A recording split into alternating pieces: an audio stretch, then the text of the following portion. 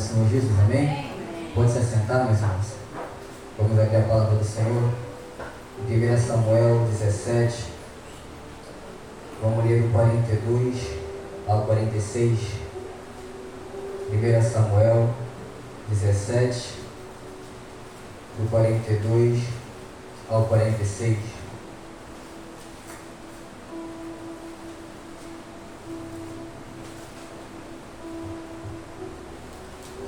Samuel 17, 42 ao 45. Vamos ler do 42 ao 45, amém? Diz assim a palavra do Senhor. E olhando o filisteu, vendo a Davi, o desprezou, porque era jovem, ruivo, de gentil aspecto. E disse, pois, o filisteu a Davi: sou eu algum cão, para tu vir a mim com paus? O filisteu amaldiçoou Davi pelos seus deuses. Disse mais o filisteu a Davi: vem a mim, te darei a tua carne, as aves do céu e a besta do campo. Davi, porém, disse ao filisteu: tu vens a mim com espada e com lança e com escudo, porém eu vou a ti em nome do Senhor do exército, o Deus do exército de Israel, a quem tu tens afrontado. Amém? Eu não poderia falar da história de Davi sem antes contar o que aconteceu antes do seu reinado, até ele chegar no local onde Deus ali tinha planejado para ele, que era o trono de Israel. No início da história, os israelitas pedem um rei a Samuel, e Deus assim ele faz, não porque era aquilo que Deus tinha para o povo de Israel, não era aquilo que Deus queria para o povo daquela cidade, mas foi a vontade permissiva de Deus fez com que Saul assumisse o trono de Israel. Israel tinha acesso livre com Deus, mas o povo insistia em pedir um intermediário e pede Saul como rei sobre Israel. O povo tinha acesso direto com Deus, mas o povo insistia em pedir a Saul como rei sobre Israel, porque Saul era um homem forte, Saul era um homem de belo aspecto, Saul era um homem de guerra. Então no olhar daqueles homens, Saul era o homem ideal para governar Israel. O povo insistia em pedir a Saul como rei de Israel. E analisando a passar a palavra, me parece até muitas das vezes o povo de hoje, os cristãos de hoje, que já tem acesso livre com Deus e ainda insiste em pedir intermediário. Meu Deus! Onde o véu já foi rasgado, nós temos livre acesso com o Senhor. Aleluia! E ainda estamos com cordão umbilical em nossos pastores, em nossos líderes espirituais, e não conseguimos mais buscar o Senhor. Meu Deus! Não conseguimos mais nos entregar ao Senhor. Nós passamos anos e anos na presença do Senhor e continuamos dependentes de alguém para nos levantar, de alguém para poder nos colocar de pé, sendo que a palavra do Senhor vai nos relatar em Mateus 6,6, mas quando você orar, vai para o seu quarto, feche a porta e ora a seu Pai que está no secreto. Então seu Pai que está no secreto te recompensará. O véu foi rasgado. Você precisa da sua pastora, do seu pastor, você precisa de um líder espiritual, sim, você precisa. Mas eu estou falando aqui de guerras. Muitas das vezes você tem que enfrentar sozinho. Você não precisa do pastor, você não precisa de ninguém, é só você chegar no seu quarto, clamar o teu Deus, e o secreto no oculto vai te responder. O véu foi rasgado. Hoje você tem livre acesso ao trono do Pai. Você pode se ajoelhar e Deus vai falar com você. Você não precisa de intermediário. Você tem acesso livre com Deus. Então o povo pede Saul e o Senhor permitiu. E manda Samuel ungir Saul como rei de Israel. Como eu falei, foi a vontade permissiva de Deus. Muitas vezes nós pedimos algo ao Senhor, nós pedimos, e o Senhor não nos quer nos abençoar com aquilo. Mas tanto você pede, tanto você insiste, e fala assim, você quer? Então toma. E no final dá errado, e nós questionamos o Senhor por que deu errado. Eu já falei isso aqui, que a nossa oração tem a ser, Senhor, cumpra a tua vontade, cumpra o teu querer, não faça conforme o meu querer e a minha vontade, porque certamente pode dar errado, mas a vontade de Deus ela é boa, ela é perfeita e ela é agradável. Saul começou bem, porém a sua desobediência contínua e sua rebeldia resulta na sua rejeição. Ele começa a governar bem Israel. Saul começa bem, mas a sua rebeldia, sua falta de obediência fez com que o Senhor rejeitasse o trono de Saul.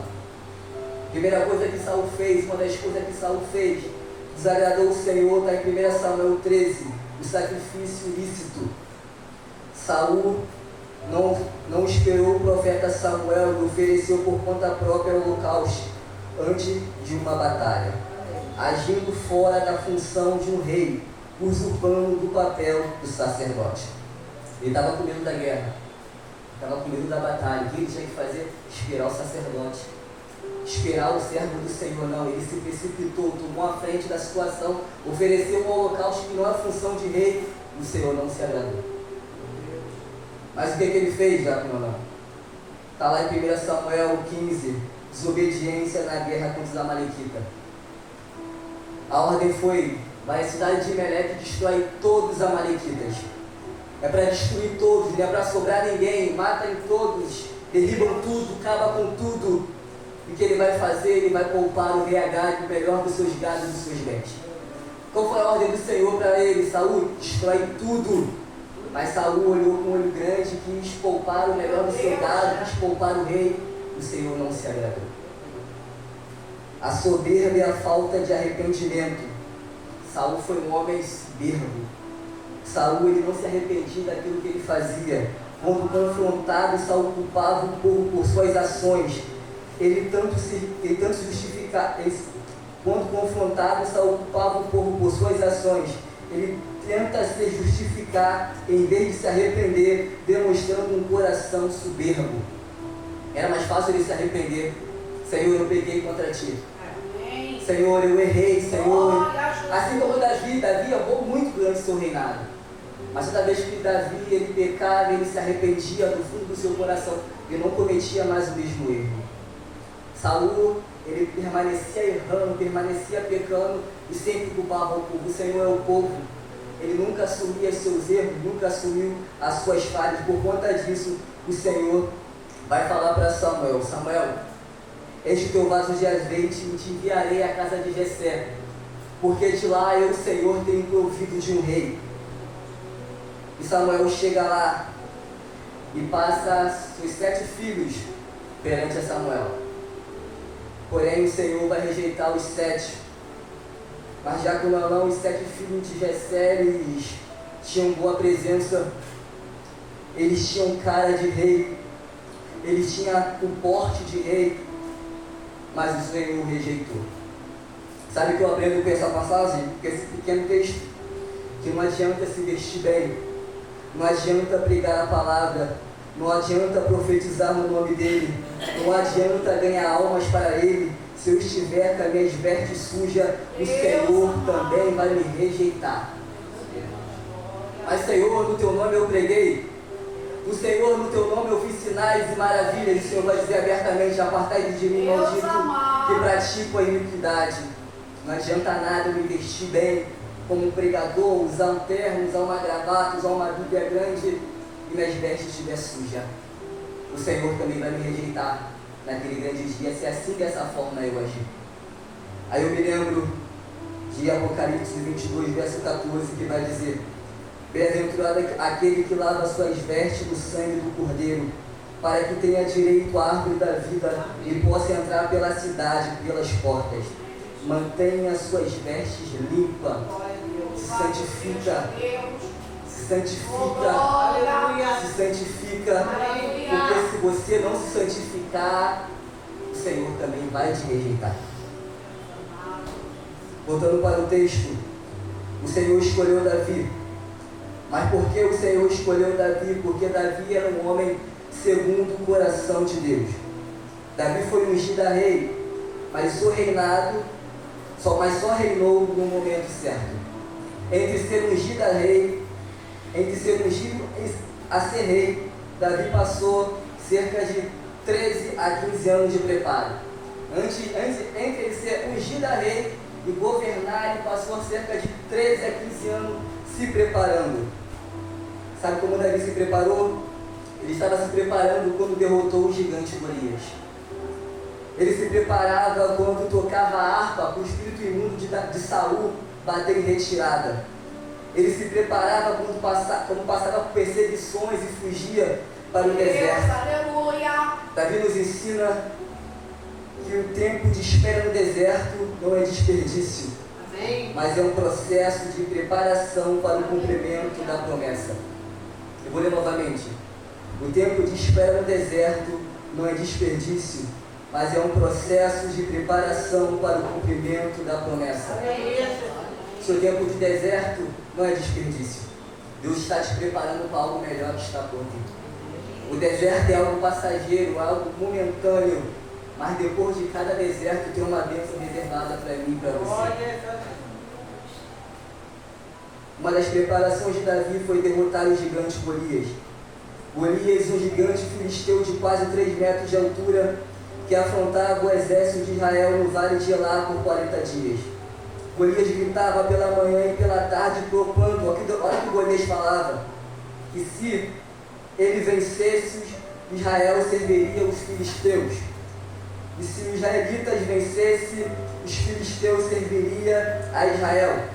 Enquanto ele gritava, enquanto ele berrava, Saul e todo o seu exército ficava apavorado, fugiam de medo. Ao ouvir o desafio, Davi, ele vai falar: quem é esse circunciso que tem afrontado o exército de Deus vivo? Quando Golias viu Davi, ele o desprezou, ele zombou, porque ele era jovem, era de ruivo, era de boa presença. Ele olhou para Davi e falou assim: quem é esse? Ao ver Davi sem armadura, o gigante gritou: por acaso eu sou algum cão para que tu venha a mim com um pedaço de paus? Ele amaldiçoou Davi, ele ameaça Davi. O gigante não tinha medo de Davi, pois ele confiava na força dos seus braços. Ele olhava Davi e menosprezava Davi porque ele confiava nos seus braços. Davi não tinha medo do gigante, sabe por quê? Porque ele confiava no Deus vivo. Aleluia. Sabe o que significa? Talvez nós não temos recurso para derrotar o gigante. Ou nossos olhos carnais, nós não temos recurso para derrotar o gigante, resolver a situação, acabar com o problema. Mas ter um espírito valente como Davi, um espírito forte como Davi, vai fazer a diferença. Amém. Davi era um garoto, um menino, que cuidava da ovelha do seu pai. Quando o gigante desafiava o israelita, Davi viu ele com menosprezo e foi para cima dele. Ele não ficou com medo do tamanho do gigante. Ele encarou esse gigante. Golias enxergava Davi com menosprezo. Golias olhava Davi e rebaixava. Como eu falei, Golias ele falou: tu vens a mim ele viu Davi sem escudo, sem armadura, ele zomba Davi. Ele vê a aparência de Davi, ele menospreza Davi. Mas Davi, ele não se viu como Saul viu ele. Amém. Ele se viu como alguém que Deus iria usar para derrotar os gigantes. Aleluia. Mediante os nossos gigantes, mediante as nossas lutas, como você se vê? Todas as vezes o gigante é tão grande que nós pensamos que não temos capacidade de derrotar o gigante. Esquecemos que o nosso Deus é maior do que o gigante. Esquecemos que o nosso Deus é maior do que os nossos problemas. Esquecemos que o nosso Deus é maior daquela situação que aos seus olhos carnais você não pode resolver. É verdade. Você não pode resolver. Mas o Deus que você serve, Ele pode resolver. Mas muito importante é como nós vamos nos posicionar mediante ao nosso gigante. Como nós vamos nos portar mediante a uma luta. Será que a luta vai ser tão grande que a gente vai deixar a luta nos sucumbir? A luta tomar conta de nós? A luta nos rebaixar? Saul, quando viu Golias, quando viu Davi, ele zombou de Davi. Imagina se Davi ouvisse aquela mensagem, aquela fala de Saul, ele se acovardasse, ficasse com medo, ele de repente não seria o rei de Israel. E assim todas as vezes somos nós. A adversidade vem, a luta vem, os gigantes vêm e vai vir. Mas como nós vamos nos posicionar diante da dificuldade do gigante, vai fazer a diferença. Para resumir, aqui minha oportunidade. Primeira lição é: o véu foi rasgado. Você tem acesso livre a Deus.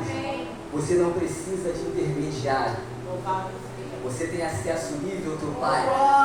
Clame o teu Deus no culto, Ele vai te responder. Para esse teu cristão dependente de oração todo momento, todo instante. Certamente tem hora que a igreja tem que se reunir em oração e clamar, mas tem momentos que você tem que ir para o teu secreto, o teu particular e clamar, e Deus vai fazer. Mas hoje em dia, o cristão passa 2, 3, 4, 5 anos na igreja e não deixa de ser cristão 6 horas por mim, 6 horas por mim, 6 horas por mim, e não toma atitude como servo, como profeta, de clamar ao Senhor. O véu foi rasgado. O acesso com o Pai é livre. Segundo, não adianta se vestir bem, não adianta pregar a palavra, não adianta profetizar o nome dele, não adianta guiar almas para ele se estiver com as suas vestes sujas. O Senhor vai te rejeitar naquele grande dia.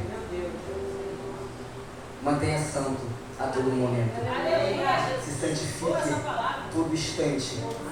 Mantenha as suas vestes limpas. Mantenha as suas lamparinas acesas. Porque o noivo vai voltar. Quem tiver com as manchas sujas não vai entrar pela porta do esconderijo. Então mantenha as suas vestes limpas. Terceiro, o tempo de espera no deserto não é desperdício. É um processo para a preparação do cumprimento da promessa. Amém. Não pensa que o processo vai te matar. Não pensa que o processo vai te destruir. Deus está te preparando nesse processo para o cumprimento da promessa. Aleluia! Nesse processo Deus está te preparando, está te fazendo crescer para algo que Ele vai te entregar na tua mão. A promessa está de pé. Não pensa que o deserto vai te parar, não vai te parar. Só está te preparando. Davi estava se preparando quando derrotava gigante. Davi estava se preparando quando cuidava das ovelhas do seu pai. Davi estava se preparando quando tocava a harpa para Saul. Mas ele foi ungido como rei. Ele foi separado como rei. Mas tem um momento certo para você reinar. Há um momento certo para a promessa do Senhor se cumprir na sua vida. Enquanto isso, continua atravessando o teu deserto. Quarto, como você se vê diante do seu gigante vai fazer a diferença. Aos nossos olhos carnais, nós não temos recurso para derrotar o gigante, para resolver a situação, para acabar com o problema. Mas precisamos confiar no Deus e servi-los, porque Ele tem poder de derrotar o gigante. Amém. Se põe como guerreiro mediante ao teu gigante. Não deixe o processo te destruir, não. Está difícil? Continua clamando. Aleluia! A luta está grande? Continua no altar. O gigante está enorme, eu vou para cima dele porque eu confio no Deus que eu sirvo. Glória seja o teu nome. Mas se você se coagir mediante ao processo, o gigante cresce. É verdade. Aí a depressão vem, a angústia vem. Como você vai ver, você não ora mais, você não jejua mais, você não está vindo para a igreja mais, porque você deixou o gigante que é pequeno se tornar grande, esquecendo que o seu Deus é maior do que ele. Seu Deus é grande. Aleluia. Mediante a sua dificuldade. Aleluia. O teu Deus é grande mediante a sua luta. Amém. O teu Deus é grande mediante o teu gigante. Essa palavra que eu vou deixar para o amado irmão nessa noite. E assim eu agradeço a oportunidade. Em nome de Jesus.